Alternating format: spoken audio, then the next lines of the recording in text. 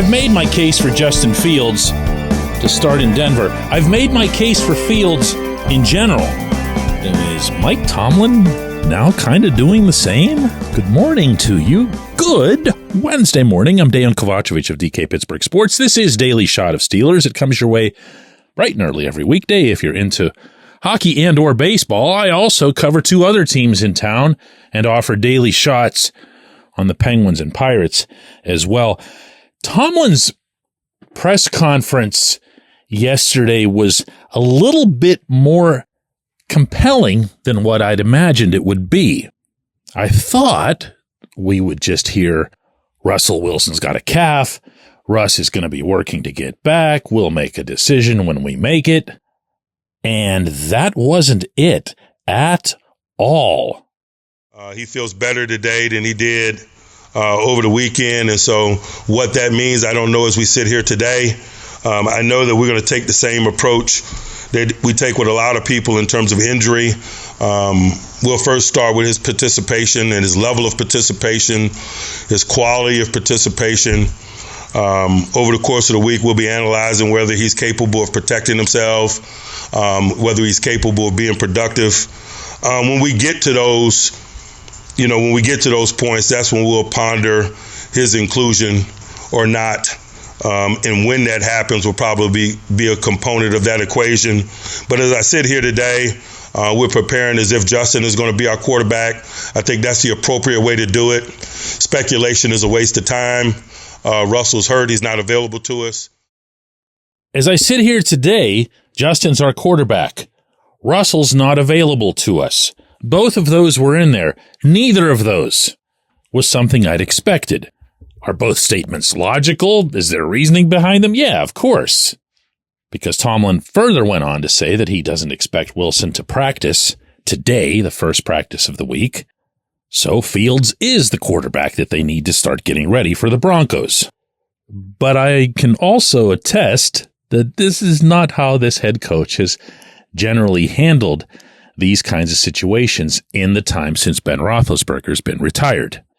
He has a QB1. He sticks by QB1. He'll say that QB1 is still QB1 even when QB1 is not QB1.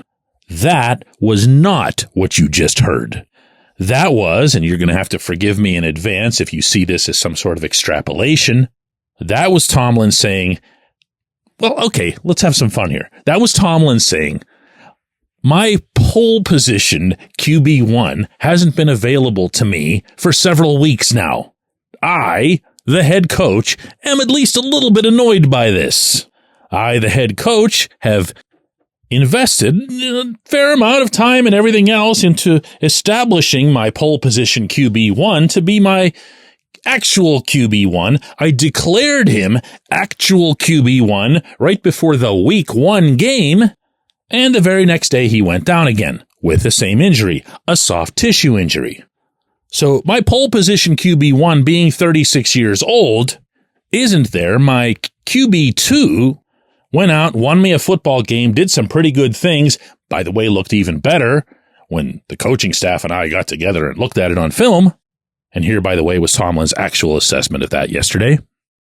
I thought he settled in as the game progressed. I thought he had clear eyes in weighty moments. I thought he was a good communicator in some of those moments where we had some discussions. We had a big third down play late in the game, 3rd and 7. We had a timeout. We came to the sideline. We talked about leaving the ball in his hands. We bounced around some suggestions. He was a major component of that discussion. We went out. We left the ball in his hands. We had a designed quarterback run. He moved the chains in those circumstances. And, I kind of like being the only team in the AFC North with a win, and I'd like to go in and beat Denver, and I'd like to not have to worry about whether my pole position QB1 is capable of participating or not. So I don't even want to really talk about it, much less deal with it, because I've got a football game to play Sunday, and I know that my QB2 is going to be all the way ready through all of our preparation, and he's going to be more prepared and more confident, having just done what the Steelers just did in Atlanta. All right, ending the hypothetical part. I will continue saying this, and I'll say it with more gusto than I did the day before.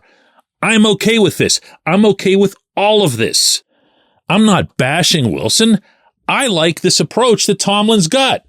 I don't have anything to bash. He's not playing. I'm also not excessively lauding Fields. I'm not suggesting that Fields, because of one decent, and that's all it was, decent showing in Atlanta, is now the future of the franchise. I've got the same mindset right now that Tomlin does, which is, man, they could use another W in Denver. That second half schedule, as everyone acknowledges, is going to be brutal. You have to get the wins that are sitting in front of you right now. We'll talk more about this later in the week, but the Broncos did not look good against Seattle. And I'm sorry, you're serving up even a wonderful and promising young kid in Bo Nix for his second NFL start against that defense. All those veterans over there.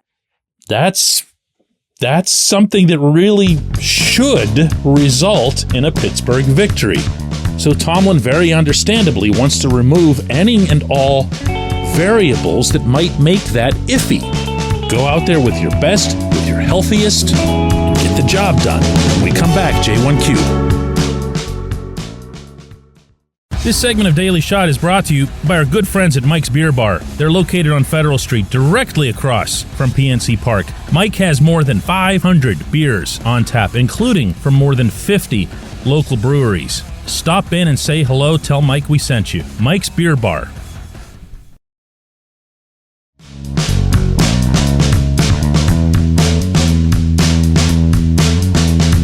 Today's J1Q comes from Peter, who asks, I've watched 5 NFL games over the past weekend. In all 5 of those games, the referees called holding on things that were way less severe than what TJ Watt has to fight through regularly. So my question is, why are people allowed to mug Watt and he never gets the call? I have a couple of ways to go at this. One is that I always get a little bit cringy. That's what that sound was that you just heard from me when there's a suggestion that the referees hate a certain team or hate a certain player. When referees suck, when umpires suck, they suck universally. Okay? They're not out to get somebody. What I believe happened, and this is past tense, and I believe it was 2 years ago that it happened, was that the NFL and their officiating crews, let's say, adjusted their guidelines to how edge rushers do or don't draw calls. If there's anything suspicious or conspiratorial to put forth here, I would posit that it's Roger Goodell continuously finding ways to protect quarterbacks. Why? Well, just take a look at Dak Prescott's contract. That's why. And more teams have that scenario than what the Steelers currently have in not really paying Russell Wilson or Justin Fields anything. Way more of them have a Joe Burrow to deal with. Or if you're into dark Cleveland humor, a Deshaun Watson to deal with. And as such, because Goodell is employed at the owner's pleasure, they are his boss, not the other way around. They tell him, Raj, you got to do something here, my man. I'm paying my quarterback $5 million a start. I can't lose him. I can't have an Aaron Rodgers on my hands. And Roger, trying to think of ways to do that without actually doing it, thinks to himself, all right, which is the most dangerous type of sequence that a quarterback faces? And of course, it's getting blasted, especially blindside blasted. Nobody would want to be the commissioner that says you can't blast him if you do it cleanly. So they do this instead. They basically empowered the tackles, and the tackles know that. And the edge rushers know that. Funny story, the other day in Atlanta, I took a Getty photograph from my laptop upstairs in the press box, imported it into the photos queue of my phone for the specific purpose of showing it to TJ when I'd see him downstairs. And it was of Atlanta's number 76, literally chokeholding him. I already forgot the dude's name. He had a bad enough day.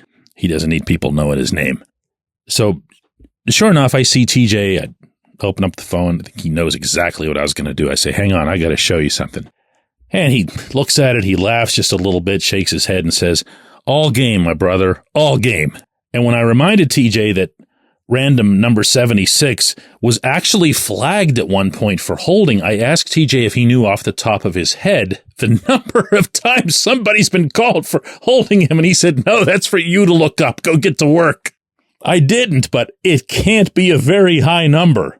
In all candor here, it feels like a bigger deal when there's a holding call against one of these tackles than when TJ has some monster game. If you ask me about that Atlanta performance 2-3 years from now, I'm going to say, oh, you mean the one where he actually got the other guy to get flagged? Look, man, there's nothing any of us can do to change this. This is the way the NFL is being officiated right now. It's not TJ specific. It's not Pittsburgh specific. It is edge rusher specific. That's a shame, because that's kind of a big part of football to be burying, because owners can't control their spending at one position. I appreciate the question. I appreciate everybody listening to Daily Shot of Steelers. We're going to do another one of these tomorrow.